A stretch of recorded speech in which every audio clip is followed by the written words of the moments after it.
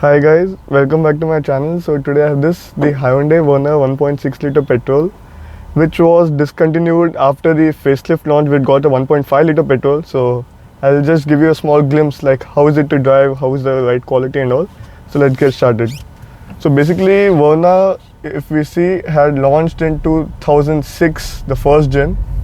Then it had got a facelift in 2010, and then it got an update like the next generation. It was the Fluidic Verna 2011. Then yes, again an update in 2014 to 15, and yes, this is the 2017 variant. So this car has a 1.6 liter petrol engine producing 123 horsepower and 151 Newton meters of torque, which is up on power if you compare with the Honda City, which has 119 horsepower and 145 Newton meters of torque. So power is up by 4 bhp and 6 Newton meters. So yeah, we can feel the power as it's a high capacity engine like the 1.6 liter, and torque also, yeah, sometimes you can feel the torque as the in-gear acceleration times are different, and sometimes when you pull the car from around 3000 rpm or something, you can feel the punch, like you can feel the pull. I know if I use the word turbo lag, it's a wrong word because it's generally used in turbocharged and diesel engines, but I can feel the punch like when you pull it from 3000 rpm. So now I'll just pull it and show it to you.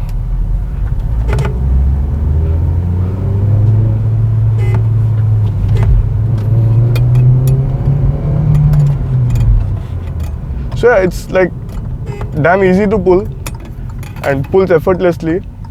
The steering, after driving the Honda City in the Hyundai Accent, the steering is like really good, really good, so smooth.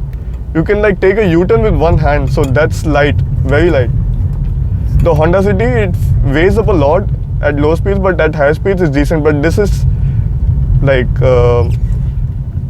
smooth and light over the time. Then talking about the ride quality, yeah, it is soft and absorbs the bumps easily. So yeah, ride quality won't be a problem. And talking about the insulation levels, so insulation, like when you start the car and leave it, like if the engine gets heated up, so car will be silent, so you won't get to know if the car is on or off. And yeah, so overall, before when I was driving the Honda City, I was like, yeah, everyone are telling Honda City is good, Honda City is this, Honda City is that. So after driving it, yeah, I had an impression it's really good, it pulls good, and the noise from the engine is really good. But after driving the Verna, my impression and my opinion has completely changed, as it pulls like a beast, and it's so good, like the steering, the gearbox, the clutch, everything is much better than the Honda City. The only thing you will miss is the sound, because this car is like really silent. Even in the top end, it doesn't sound that great as the Honda City, as of course the car redlines at 7100 rpm, and this car redlines at around 6400 to 500 rpm. But still, it's a great car, and now I got to know why people buy Hyundai Verna more. Even I drove the Accent. Accent also is good because, yeah, again, Hyundai steering wheel and the gearbox are really good. So yeah. So even if you drive it slow, if you drive it in the mid-range, you drive it in the top end, your top end won't be that much fun, but it's like really good. I would prefer driving it in the mid-range. So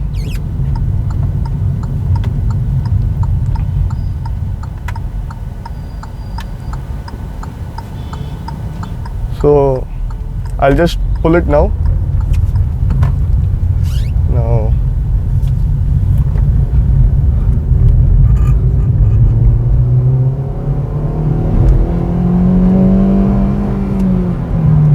So as you saw, it pulls effortlessly, absolutely. Like this car is great.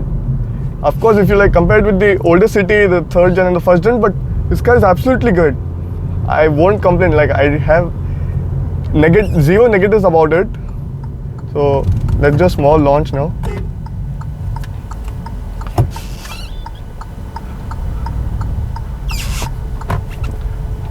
So as you can see, the way is empty. So let's just small launch.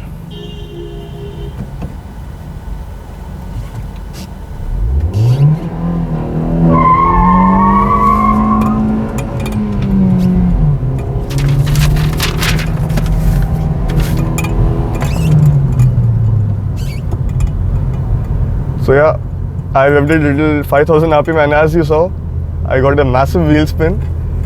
Actually, I was about to launch it soon, but I didn't see that it's revving so much till 5000 RPM. So yeah, the torque steer tires are a little small, I would say, if you like compared with the high capacity engines. Like this has a 195/55 R16 inches diamond cut alloy wheels. But if you see the City, it has 185 section tires. So yeah, this car has little 10 mm bigger tires. So there you get more grip. And the City, like they have under-tied the car. Even the new gen gets the 185/55 R16 diamond cut. Again, yeah, it's for the fun, like manual drivers like me and other enthusiasts. So it's for them. And in the City, if you like talk about the mileage and all, 17.4 kilometers per liter by the ARAI. So if you drive it like, what do we say, slow and decent, you'll get good mileage. But yeah, if you drive like this in the mid-range, and yeah, it will be a little more less. And yeah, top end means yeah, it's completely out. So maybe when the signal comes, I'll do another launch for you.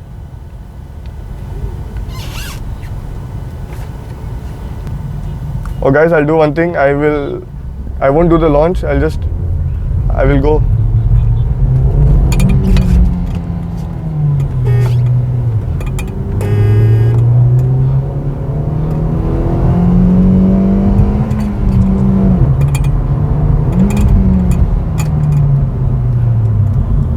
So the gear is absolutely smooth, as you can see.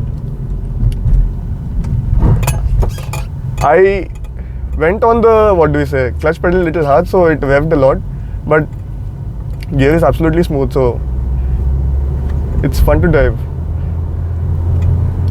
So if you cross around 3000 RPM, you can feel that the cabin is little more loud, I would say, because it's little loud. It sounds sporty in the mid-range, but when you go in the top end, it's little thrashy, like accent. So that's what I was expecting, that Hyundai would be improving the sound. Maybe in the next generation, which will be coming in either late 2022 or early 2023, should get a good sound as we got in the first gen Verna. I had put a 0 to 100 video. Maybe I'll put in the pop-out banner so you can check it there. So that car, it used to almost touch 110 km/h in the second gear. So this car does around 90, and that car was really tall geared, even tall geared than the 4th gen City, the video which I made. But yeah, nothing to complain. But only the problem was the first gen Verna wasn't that smooth. Now it is. So basically, if you see, due to the BS6 emission norms, they have downsized the engine, which is like, I think it's less on power by 8 horsepower and the torque by 7 Newton meters. So there would be performance difference and 100cc less in displacement. So again, performance, smoothness and everything matters. And the driving dynamics also does alter a lot. So if they would have continued with the 1.6, it might be better, as the new 1.5 liter isn't that good if you like compared with the City, as it has more power, basically 121 horsepower. So in overall, I would say, like, if you're in for a Verna at this price range, so this Verna is absolutely good. Even the diesel, this particular, the 1.6 diesel, which got a 128 horsepower, 260 Newton meters of torque CRDI. So that was a gem. It seems the performance sedan of the segment, which did 0 to 100 in around 9 seconds. So that's blisteringly quick actually. Even if you see the rapid TSI, which does the 0 to 100 under 10 seconds. Even the city, like if you do it everything perfectly, it's under 10 seconds. But not properly if it's over 10 seconds. But that 1R diesel was a gem. But again, they had discontinued the 1.6 and put the 1.5, which is again less on power. It's around 115 horsepower and 250 Newton meters of torque.